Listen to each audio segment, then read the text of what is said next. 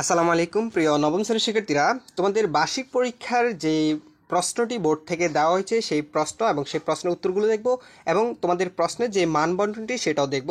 তার আগে আমি তোমাদেরকে দেখাতে চাই তোমাদের এই বার্ষিক পরীক্ষার বোর্ড থেকে প্রদত্ত যে প্রশ্নটি, সেখানে তোমাদেরকে কোন কোন অধ্যায় থেকে বার্ষিক পরীক্ষার জন্য পড়তে হবে সেই অধ্যায়গুলো আগে প্রথমে দেখিয়ে দিচ্ছি। দেখো শিক্ষার্থীরা, এখানে তোমাদের অনুক্রম ও ধারা এই অধ্যায়ের 29 থেকে 58 পৃষ্ঠা এখান পর্যন্ত পড়তে হবে। লগারিদমের ধারণা ও প্রয়োগ এখানে 59 থেকে 80 পৃষ্ঠা পর্যন্ত পড়তে হবে। বাস্তব সমস্যা সমাধানের সমীকরণ এখানে 113 থেকে 140 পৃষ্ঠা। পরিমিতি ও ত্রিকোণমিতি এখানে 141 থেকে 156 পৃষ্ঠা। কৌণিক দূরত্ব পরিমাপে ত্রিকোণমিতি 157 থেকে 178 এবং বিস্তার পরিমাপ এখানে 211 থেকে 235 এই পেজের ম্যাথগুলো তোমরা করবা। শিক্ষার্থীরা, তোমাদের এক্ষেত্রে সেগুনকালীন মূল্যায়ন 30% এবং সামষ্টিক মূল্যায়ন 70%। সেগুনকালীন মূল্যায়ন তোমাদের 30% হবে, অর্থাৎ শ্রেণীভিত্তিক কিছু কাজ দেওয়া থাকবে, সেই কাজগুলো করতে হবে। দেখো এখানে সবগুলোর কাজেরই তোমাদের নির্দেশনা দেওয়া হয়েছে। যেমন এখানে প্রত্যেক শিক্ষার্থী বাড়ি থেকে টবে একটি করে চারা গাছ রোপণ করবে এবং রোপণের পর চারা গাছটির দৈর্ঘ্য মাপবে। রোপণের পর সে 7 দিন বা 1 সপ্তাহ পর পর গাছটির দৈর্ঘ্য মাপবে।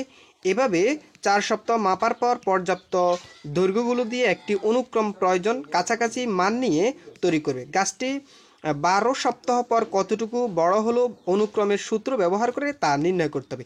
তো এটা হচ্ছে তোমাদের অ্যাসাইনমেন্টের যে কাজটি, অ্যাসাইনমেন্ট আকারে তোমাদেরকে শিক্ষক এই কাজটি করতে হবে এবং এগুলোর সমাধান কীভাবে করতে হয় সেই প্রসেসগুলো আমরা আনন্দ স্টাডি এবং আনন্দ এডুকেশন এই দুটি চ্যানেলে তোমাদের সবগুলোর অ্যান্সার দিয়ে রাখবো। শিক্ষার্থীরা দেখো, এরপরে হচ্ছে অনুসন্ধানমূলক কাজ। এখানে প্রত্যেক দলে তোমরা শ্রেণীর যে কোনো 10 জন শিক্ষার্থী উচ্চতা সেন্টিমিটারে মেপে গড় ব্যবধান নির্ণয় করো, অর্থাৎ সেগুলো মাপার পরে গড় ব্যবধানটা নির্ণয় করতে বলা হচ্ছে। এটা হচ্ছে দ্বিতীয় কাজ শ্রেণীকক্ষের।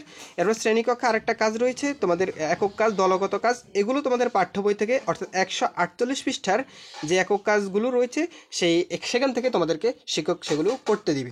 দেখো এখন এটা হচ্ছে তোমাদের সেগুনকালীন মূল্যায়ন শ্রেণীভিত্তিক যে কাজগুলো সেগুলো দেখালাম। এখন তোমাদের মূল্যায়ন অর্থাৎ 100 মার্কের যে পূর্ণমান পরীক্ষাটি সেগুলোর প্রশ্নের প্যাটার্নটা দেখাবো। শিক্ষার্থীরা মনে রাখবা, তোমাদের এই পরীক্ষাটি 3 ঘন্টা, যদিও পূর্বে তোমাদের 5 ঘন্টা ব্যাপী পরীক্ষা হয়েছিল, এখন কিন্তু তোমাদের 3 ঘন্টা সময়ের মধ্যে তোমাদের এই সম্পূর্ণ পরীক্ষাটি দিতে হবে। দেখো সেম প্রশ্নের ক্যাটাগরি অনুযায়ী বহু নির্বাচনী প্রশ্ন থাকবে 15টি 15 মার্ক, এক কথা উত্তর 10টি 10 মার্ক, সংক্ষিপ্ত প্রশ্ন থাকবে 13টি, 13 দুগুণে 26 মার্ক। এরপরে দৃশ্যপট নির্ভর প্রশ্ন থাকবে 10টা থাকবে, 10টা থেকে 7টা দিতে হবে, 7 7 49। মোট তোমাদের এই 100 মার্কের পরীক্ষাটি অনুষ্ঠিত হবে।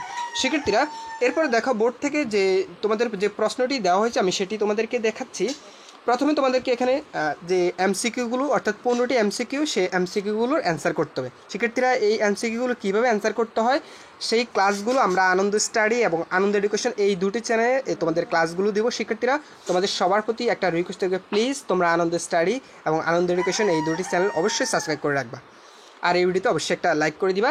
শিক্ষার্থীরা এখানে দেখো এরপরে হচ্ছে তোমাদের এক কথা উত্তর 10টি থাকবে, মোট 25, 15টা এমসিকিউ এবং 10টা এক কথা উত্তর, সবগুলো মিলিয়ে হচ্ছে 25।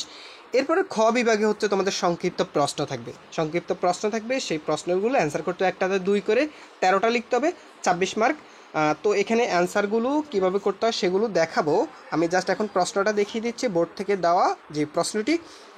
এরপরে দেখো দৃশ্যপট নির্ভর প্রশ্ন থাকবে। তো এখানে দৃশ্যপট নির্ভর প্রশ্ন থাকবে 10টি, 60টির উত্তর তোমাকে দিতে হবে। নমুনা হিসাবে 60টি প্রশ্ন দেওয়া হলো। এখানে মানে 60টি প্রশ্নের অ্যান্সার তোমাকে লিখতে হবে, 10টা থেকে 60টা লিখতে হবে, একটাতে 7 করে 7 7 49 পরীক্ষা। শিক্ষার্থীরা যেমন এগুলো দৃশ্যপট নির্ভর হচ্ছে তোমাদের সৃজনশীল প্রশ্নের মতো আর কি, অর্থাৎ একটা উদ্দীপক দেওয়া থাকবে, সেখান থেকে তোমাকে লিখতে হবে। যেমন এখানে জামিল সাহেব তার চাকরির বেতন থেকে কিছু টাকা সঞ্চয় করার সিদ্ধান্ত নিলেন। তিনি প্রথম মাসে 1000 টাকা সঞ্চয় করেন, তিনি পরবর্তী প্রত্যেক মাসে পূর্ববর্তী মাসের তুলনায় আরও 100 টাকা করে বেশি সঞ্চয় করে। তো এই উদ্দীপকের আলোকে তোমাকে এখানে 18তম মাসে জামিল সাহেব সঞ্চয়ের পরিমাণ নির্ণয় করো। জামিল সাহেব কত বছরে 1,60,800 টাকা সঞ্চয় করতে পারবে তা নির্ণয় করো। তো প্রথমটাতে তোমাকে 3 নাম্বার এবং দ্বিতীয়টাতে 4 নাম্বার, মোট হচ্ছে 7 নাম্বার। তো একটা প্রশ্নে 7 নাম্বার করে এভাবে তুমি কি 7টা প্রশ্ন তোমাকে দিতে হবে, 7টার জন্য 49 নাম্বার। তো এভাবে তোমাদের এই বার্ষিক পরীক্ষা 100 মার্কের পরীক্ষাটি অনুষ্ঠিত হবে। শিক্ষার্থীরা তোমাদের কোনো কিছু জানার থাকলে অবশ্যই কমেন্ট করে জানাতে পারো। আর তোমরা যারা এই চ্যানেল নতুন অবশ্যই চ্যানেলটি সাবস্ক্রাইব করে সাথে থাকিও। ধন্যবাদ সবাইকে।